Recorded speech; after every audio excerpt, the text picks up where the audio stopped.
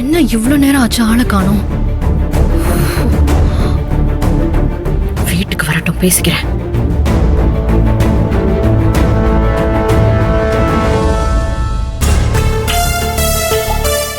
வெண்ணிலா, நீ போய் அப்படி உட்கார. இப்போதான் கௌரி போன்ல பேசினா, குழந்தையோட வந்துகிட்டு இருக்காளாம், சீக்கிரம் வந்துருவேன்னு சொன்னா. நீ எதுக்கு டென்ஷன் ஆகுற? பா, மதிய அம்மா வேற எங்கேயாவது கூட்டிட்டு போயிருந்தா கூட நான் கவலைப்பட மாட்டேன்ப்பா. உங்ககிட்ட அம்மா உண்மையை சொல்றாங்களோ பொய் சொல்றாங்களோ யாருக்கு தெரியும்? அந்த மகா இருக்காளே, பயங்கரமான ஆளு. உன்னை விடவா? அனுப்பிட்டேன்னு சொல்லுவா, ஆனா என்ன இன்னும் வரலன்னு கேட்டா அதுக்கும் ஒரு கதை சொல்வா. உன்னெல்லாம் திருத்தவே முடியாது. ஏங்கா, உனக்கு அண்ணி மேல நம்பிக்கை இல்ல, அம்மா மேல கூட வா? இல்ல ஆமாடா, இல்ல யார் மேலயும் இல்ல. மகா கூட சேர்ந்தாதான் நீங்க எல்லாரும் மாறிடுறீங்களே. அதுவும் ஏன் விஷயம்னா சுத்தம் கேட்கவே வேண்டாம். அண்ணே விடுன, அக்கா என்ன நம்ம சொல்லியா கேட்க போகுது? அம்மா வர வரைக்கும் அக்கா என்னத்தையாவது புலம்புறத புலம்பிட்டே இருக்கும். சிப்படி, என்ன இன்னும் ஆளையே காணோம். இவங்க என்ன பண்றாங்க? வரட்டு வச்சுக்கிறேன். மதி, மதி,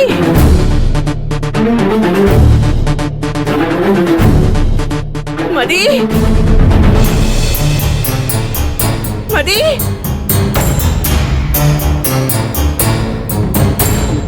மதி,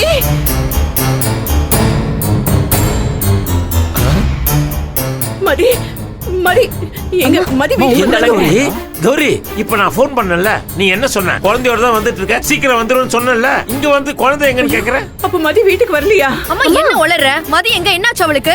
இல்லடி, நாங்க வர வழியில பால் வேணும்னு மதி ரொம்ப அடம் பிடிச்சா. சரின்னு ஒரு ஃபேன்சி ஸ்டோர்ல பாலை வாங்கி கொடுத்தேன். அப்பதான் அப்பா போன் பண்ணாரு. போன் பேசிட்டு திரும்பி பார்த்தா மதிய காணும்டி. மதிய காணுமா?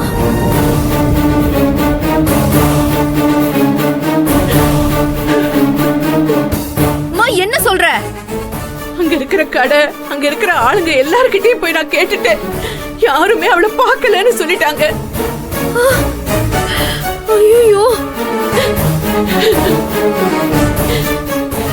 எந்த கடைமா? நம்ம தெரு முனையில இருக்கிற ஃபேன்சி ஸ்டோர் தான்டா. சரி, இவ்வளவு பக்கத்துல வந்துட்டுமே, ஒருவேளை வீட்டுக்கு தான் வந்துட்டாளோ நினைச்சுதான் நான் நேரம் இங்க வந்தேன். இங்கேயும் வரலன்னா அவ எங்க போயிருப்பா? ஐயோ அம்மா, அம்மா எதுக்குதான் சொன்ன? அவளை அந்த மகா வீட்டுக்கு கூட்டிட்டு போகாதன்னு சொன்னா யாராவது கேக்குறீங்களா?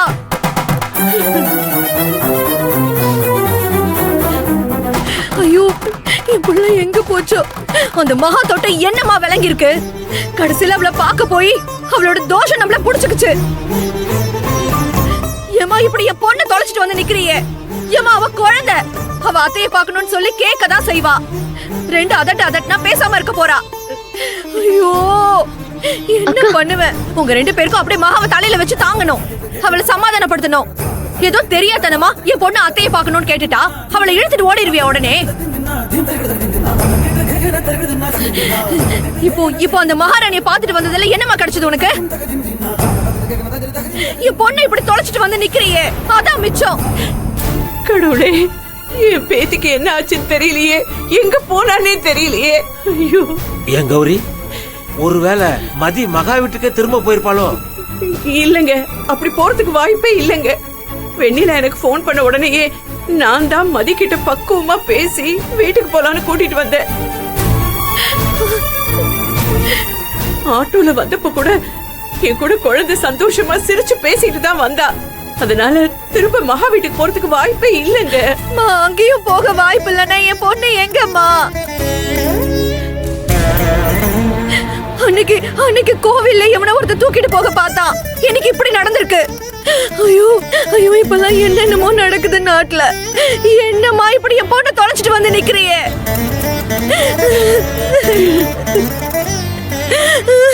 நான் என்ன சொல்றது? ஐயோ, எங்க என் குழந்தை போயிருக்கோன்னு தெரியல. எல்லாம் என் தலை எழுத்து. என்ன பண்றது? நான் போறேன். எனக்குன்னு யாரு இருக்கா?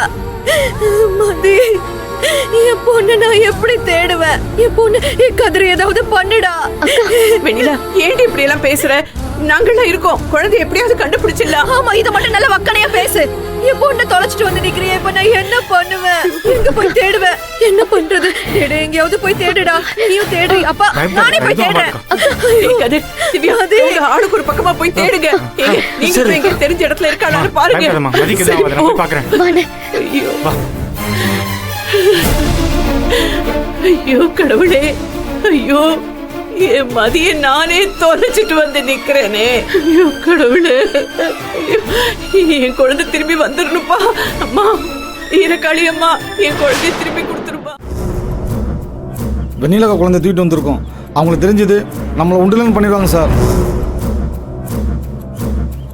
நான் மகாவை டார்கெட் பண்ணிட்டேன். அதுக்கு முன்னாடி எனக்கு யாரும் ஒரு பொருட்டே கிடையாது. வெண்ணிலா மேடத்தை எப்படி ஆஃப் பண்ணுறதுன்னு எனக்கு தெரியும். மதிய தூக்குன விஷயத்த இன்னும் மகா கிட்ட சொல்லாமலே இருக்கீங்க. என் அப்பா மகா கிட்ட இருக்கிறப்ப என் பிடி மகா கையில், ஆனால் இப்போ மகாவோட பிடி என் கையில். நானே கால் பண்ணால் அதுக்கு அவ்வளோ மதிப்பு இருக்காது. மகாவே கால் பண்ணுவா. சார், நம்ம தான் குழந்தை கடத்தணும், அவங்களுக்கு எப்படி தெரியும்? தெரியும், மகாவுக்கு தெரியும். சார், அந்த பொண்ணு அழுதுகிட்டே இருக்கு சார். எது கொடுத்தாலும் சாப்பிட மாட்டேங்குது சார். ரகோ சார், என்னன்னு போய் பாரு போ. சரி சார்.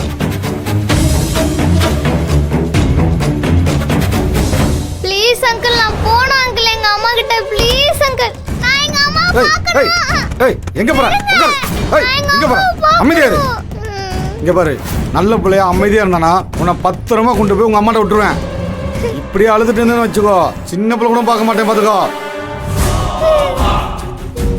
நான் போகணும். எங்க அம்மா கிட்ட நான் போணும். எங்க அம்மா கிட்ட என்ன கூட்டிட்டு போங்க. நான் போகணும் ஏய், எங்க அம்மா கிட்ட. போற போற என்ன சொல்லிட்டு இருக்க?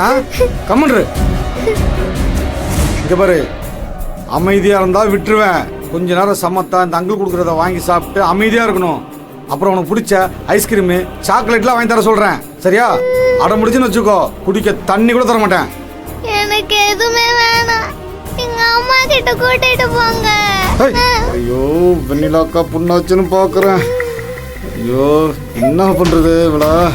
அண்ணே, இவளுக்கு பிடிச்ச ஐஸ்கிரீம் பிஸ்கட்லாம் வாங்கி கொடுங்கண்ணே. அதை மீறி அழுதானே வச்சுங்க. அழுதுல கிடக்கட்டும், கண்டுக்காய்ங்கண்ணே. Uncle uncle please uncle, please uncle, நான் வீட்டுக்கு போகணும் அங்கிள். என்னை விட்டுருங்க. எங்க அம்மா என்ன தேடுவாங்க. Please uncle. சரி, உங்க அம்மா கிட்ட போகணும்ல,